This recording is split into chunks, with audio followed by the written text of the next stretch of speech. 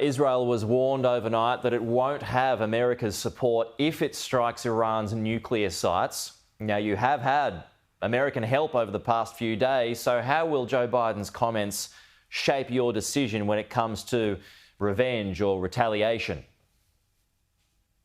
Well, first, I wouldn't call it revenge. I think it's important, Pete, to make everyone understand Iran has fired 200 ballistic missiles on Israel the night before last. The fact that there were no casualties is just because we get very good air defenses and also a good alliance with the Americans who participated in this defensive effort. If it weren't for those defensive measures that Israel has built for over many, many years, we would have suffered severe casualties. This is not about revenge. This is about ensuring that Iran understands that they cannot just decide to fire hundreds of rockets or missiles, ballistic missiles, long-range ballistic missiles on Israel unprovokedly. Israel did not attack Iran. Israel is going after the proxies of Iran, in fact, both in Gaza and in Lebanon. And this is the sole purpose of this. Now, when you mentioned the Iranian nuclear program, the Iranian nuclear program is as close as it can get to weaponization. This is very disturbing for Israel. This should be very disturbing for the United States of America and for the entire Western world. In fact, I think it should be disturbing also for China and Russia with their close alliance to Iran.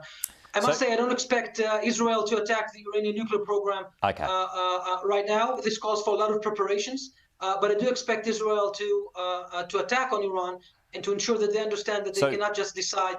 Yeah. So what installations would you hit on that note that would send a message that would hurt, which was the claim that was made at the UN yesterday by your ambassador?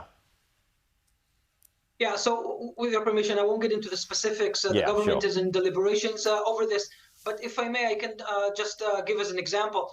The last time Iran fired about 300 projectiles in Israel, back in April, Israel decided to respond very symbolically, I will say. And we attacked with a single missile one of their air defense capabilities, just to demonstrate for them that they cannot penetrate our air defense, but we can attack any point in Iran if we so wish. I would believe that this will also be on the government among the options that the government will need to decide upon when they select the proper target to hit. When? Rough time frame? Days, weeks, months. We know Israel can play the long game. Yeah, well, Israel should play the long game. I think what's more important is to succeed in what we do rather than to act hastily. I wish Iran wouldn't do this, Pete. I think Iran made a terrible mistake in joining this. I know that it's very frustrating for them to see that we're actually effective in what we're doing in Lebanon over the last couple of weeks, even though we lost soldiers, and I hope that this will come to an end. This is very frustrating to Iran. They've been for years, they've built this proxy, this ring of fire around us, so they can get this defense rather than attack us ourselves. This is the situation Israel is in. And I just want to wish for the new Jewish year that it will be a better year and that this fighting will end and Israel can continue to prosper.